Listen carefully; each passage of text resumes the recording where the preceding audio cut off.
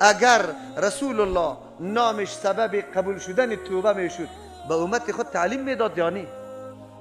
رسول الله خو آنقدر رحیم است، رؤوف است، حریص علیکم بالمؤمنین رؤوف الرحیم. الله میگه اینقدر حرص داره. اگر رسول الله بدانه که توسل نام ما توبه های مردم قبول میشه به امت راهنمایی میکرد، به صحابه تعلیم میداد و در یک مورد از موارد خودی رسول الله یک دعا را خودش می ساخت که او نقل میشد که در اوجه نوشته می بود که اللهم اسألك بحق النبی، یا اللهم اسألك چیسته بمقام النبی یا بجاه النبی. اینطوری می بود، لیکن یک جای نا آمده.